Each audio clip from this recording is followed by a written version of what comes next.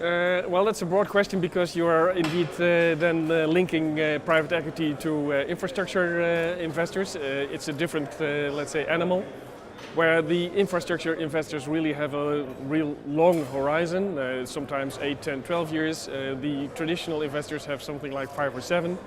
So in this case, the E for infrastructure, there are a lot of opportunities, but it's really difficult to find the right one. And because of the fact that it's still a very young industry, there are no benchmarks. So I think for EV infrastructure, it's really the game on how to have the right knowledge and the right people there. But if you talk about Europe, US and China, or let's say in general Asia, I think infrastructure is really lacking behind on where the future will be. So there are a lot of opportunities for them.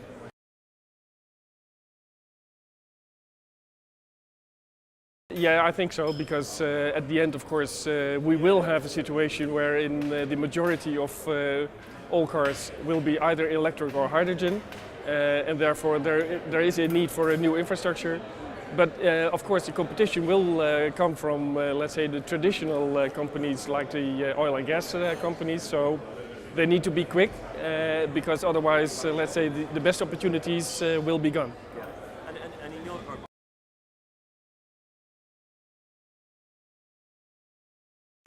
At the end, it will be the strategic players that really will dominate this part of the infrastructure, because for them it's crucial.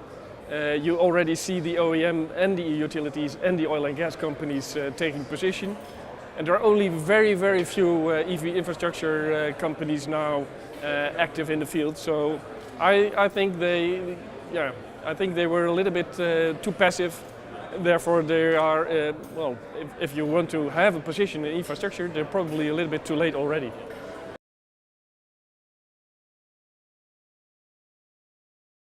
Well, the thing is that everyone predicts, of course, the amount of EV cars coming to the market, and always all predictions have been wrong in the way that it took longer.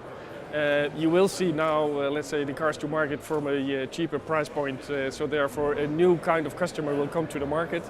That will increase the growth, but I still think that, let's say, 2019 is also a transition year, so the real growth will come in 2021, 2022.